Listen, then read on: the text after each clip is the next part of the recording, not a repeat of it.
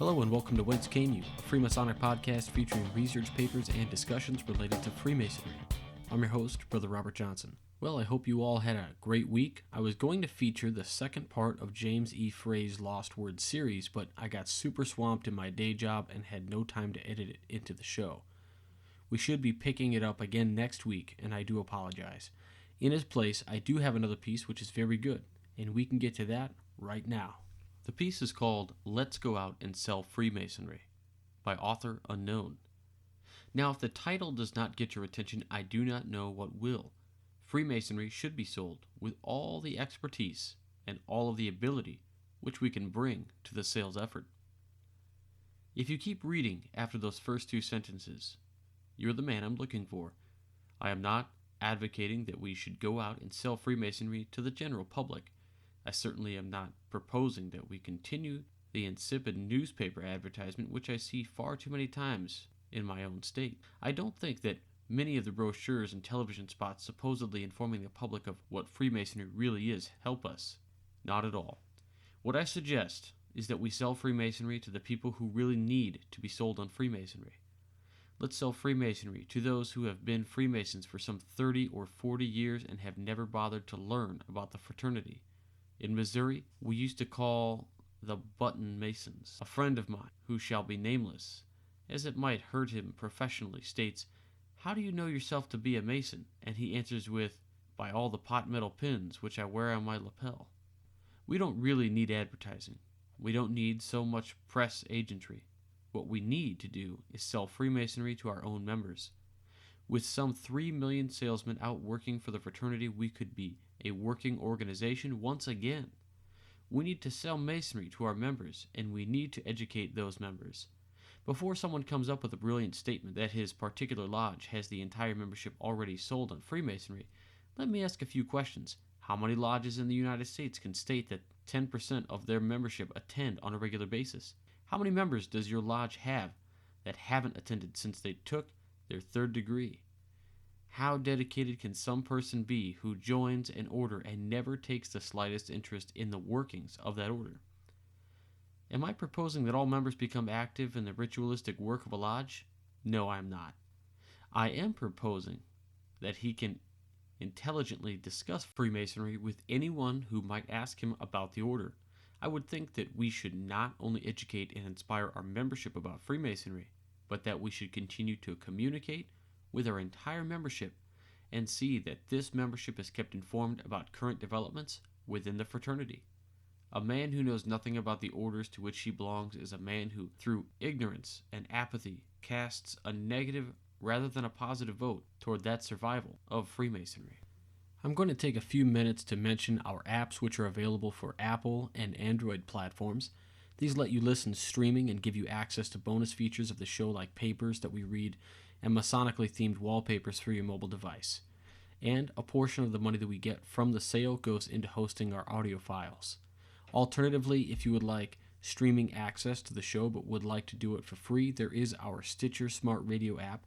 Just register using the promo code WHENCE with no spaces, then search for our show. This lets Stitcher know that you came to our app in order to hear us. They in turn send us $1 to help support the show. If apps aren't your thing, we do have a donation button on the website which is secure through PayPal. Just visit wcypodcast.com and look for the link on the right-hand side. It's been a super busy week between writing for the Midnight Freemasons, setting up articles to go live, and recording for a couple other podcasts. I have to apologize for not being as present this last week in our social media outlets. I did start an Instagram account for the show, primarily just to post neat Masonic themed pictures, and you can find that at #WhenceCameU. But remember, we're on everything, and you can find the links to all of them on our website at wcypodcast.com. Under podcast news, episode 3 of Far From Center just came out last week, and if you had a listen, you'll hear me there doing a famous Freemason segment. Again, I would not be a part of something I didn't enjoy and find the content entertaining, and that's what this is. A former Green Beret and now author and podcaster Robert Lewis is also a brother. I think he speaks to brothers and has an even more pull, if you will, within brothers who served in the armed forces. So have a listen when you get a chance. The other podcast, again, details are still being hammered out, and I'll talk about it when I get the chance.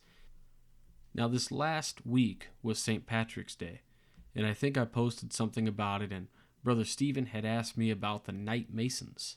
So I figured, let's shed some light on the Knight Masons, which has its base in Dublin, Ireland. If you visit the Knight Masons website for the United States, they have some information including their mission statement, which is the following. The Grand Council of Knight Masons of the United States of America, in consideration of its origin, strives to 1.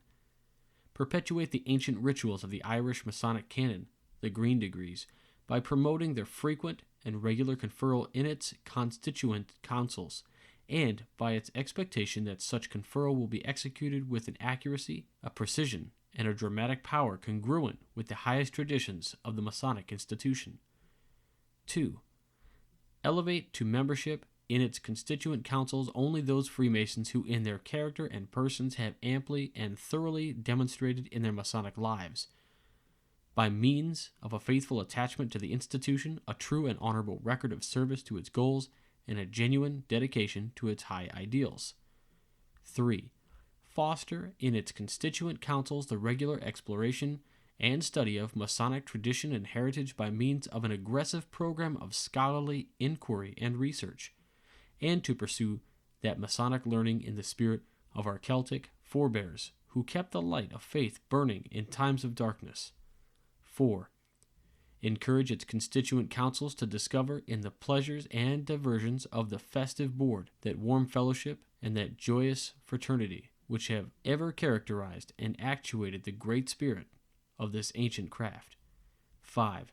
Promote the charitable dimensions so central to and inherent in Masonic life and tradition by obliging its constituent councils to contribute with customary Masonic liberality to those institutions, both Masonic and non-Masonic, which serve the needs of the greater community. Now, it should be noted also that the Knight Masons is indeed an invitational and honorable body similar to the Allied Masonic degrees, but that's where the similarities end. The Order of Knight Masons is a secular, chivalric Masonic order open to invited Master Masons who are also members of a Mark Lodge, which is part of the York Rite, where you get a degree called the Mark Master, and a Royal Arch chapter. Members of the order meet in the councils of Knight Masons, which are governed by the Grand Council of Knight Masons based in Dublin, Ireland. The Order of Knight Masons is a system of 3 degrees, namely Knight of the Sword, Knight of the East, and Knight of the East and West. Councils of Knight Masons are individually presided over by an excellent chief, and the degrees are conferred separately upon candidates. The degrees communicate the story of the efforts to build the Second Temple in Jerusalem. They complete the sequence of universal Masonic degrees that are conferred within the Irish system. Councils of Knight Masons are presided over by an excellent chief with 2 other senior officers, namely the Senior Knight and the Junior Knight.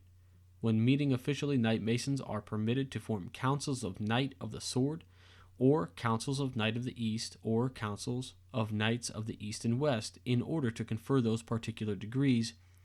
Therefore, the 3 degrees of Knight Masonry are conferred in 3 separate councils, all operating within a council of Knight Masons.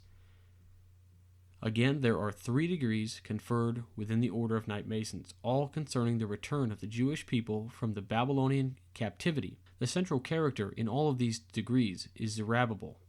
The 3 degrees are Knight of the Sword, or Babylonian Pass, in which Zerubbabel seeks permission from King Cyrus to return to Jerusalem. Knight of the East, or Jordan Pass, which tells the story of Zerubbabel's return to Persia to seek the help of King Darius. And Knight of the East and West, or Royal Order, which represents the return of Zerubbabel to his countrymen in Jerusalem. Now, although I am not a part of this chapter of Masons, I can tell you from the information I'm providing to you all now, to me it sounds very much like the chivalric orders of the Knight Templar, which I did receive. As far as their history goes, there are degrees of this nature in appendant orders within various Masonic systems throughout the world. For example, the Allied Masonic degrees, America's York Rite, the ancient and accepted Scottish Rite, and others have degrees that bear a close similarity to the Irish Knight Mason degrees.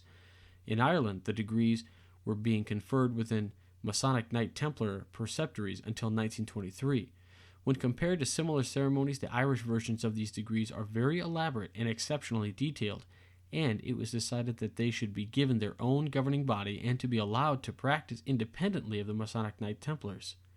In 1923, within Freemasons' Hall in Dublin, the first meeting of the Grand Council of Knight Masons took place, and the consecration of new councils to preserve the Knight Mason's degree was planned. In the United States of America, Knight Masonry quickly flourished, and eventually some American councils formed a separate Grand Council of the USA. This Grand Council governs councils within the many states in the United States. However, access to American councils is strictly by invitation only within the York Rite. Today, the Order of Knight Masons under the Grand Council of Knight Masons can be found all over the world. Councils can be found across the globe in Australia, New Zealand, South Africa, and India. New councils continue to be founded, most recently in Bermuda, Greece, and England. Some additional information from the Grand website includes the following excerpt. By becoming a Knight Mason, one discovers a closer degree of intimacy and friendship. As there are a relatively small number of Knight Mason councils, members are encouraged to visit other councils where they will always be made welcome. The order has a charitable aspect in the Joseph Carmel Benevolent Fund, which was set up in 1957 when the great chief, Most Excellent Sir Knight Joseph H. Hamill, was very pleased to announce that he had received a check for £250 from the children of the late Very Excellent Joseph M. Carmel to be used for Masonic charity in memory of their father. The fund was to be devoted to the relief of Knight Masons requiring assistance. The first trustees of the fund were Thomas W. Damery, Alfred McAfee, Georgia R. Morris, and the Great Chief. Well, Brother Stephen, I hope that answers some of your questions. I learned some things as well in this research. Definitely a neat appendant body, very heavy in the York Rite system, which is awesome. Now I want to quickly mention our affiliate Onnit. Check out Onnit Labs through the link on our site, wcypodcast.com, for great fitness equipment and smart supplements which are made from all natural stuff, no GMO, no caffeine, all organic. I use some of the stuff as well, and that's why I went with them, healthy living and all. If you go through our site and you want 10% off, use the coupon code WCY. That gets you 10% off, and a portion of your order goes back to the show to help pay the bills. Next is this week's famous Freemason. J.B. Millam. Jesse Bartley Millam, 1884 to 1949, was the principal chief of the Cherokee Nation from 1941 to 1949. J.B. Millam, as he was commonly known, was born on March 10, 1884, near Italy, Texas, to Sarah Ellen Couch Millam and William Ginn Millam. His mother's family had fled to the Cherokee Nation to Texas in 1863 as refugees from the fighting during the American Civil War. His father's family had immigrated to Texas from Alabama. He was a Cherokee through his mother. Millam was a member of the Long Hair Clan. In 1887, his family returned to Cherokee Nation lands in northeastern Indian Territory and settled near Chelsea, Oklahoma. In 1922, Millam privately funded Emmett Starr's research of Cherokee genealogy and history, which resulted in the 1917 publication of Starr's early history of the Cherokees. Millam, an avid bibliophile, amassed a collection of over 1,600 volumes about Cherokee and Native American history and culture. Inspired by the inventor Cherokee syllabary Sequoyah and his quest to unite Cherokee factions, J.B. Millam funded an expedition to Mexico to find Sequoyah's gravesite. Cherokee and non-Cherokee scholars drove from Oklahoma to Eagles Pass, Texas in January of 1939. They discovered what they believed to be his grave near a spring in the Mexican state of Coahuila. However, they could not conclusively prove the grave belonged to Sequoyah. During Millam's tenure as principal chief, chiefs were appointed by the U.S. President, but this situation was unsatisfactory to Cherokee citizens. On August 8, 1938, in Fairfield, Oklahoma, a grassroots National Council of Cherokees gathered to choose their own chief. They elected J.B. Millam. On April 16, 1941, Franklin D. Roosevelt confirmed J.B. Millam's appointment as chief. Roosevelt and later Harry S. Truman reconfirmed his appointment in 1942, 1943, and in 1947. Millam served as chief until his death. Millam helped create several Cherokee language classes and was instrumental in creating the Cherokee National Historical Society. He started negotiations for the tribe to purchase the site of the original Cherokee National Females Seminary. the tribal college in Park Hill, Oklahoma, that had burned down in 1887. Milam died on May 8, 1949 from heart disease and is buried in Chelsea Cemetery. His daughter Mildred Elizabeth Milam Viles was active in Cherokee community development, particularly in Cookson, Oklahoma.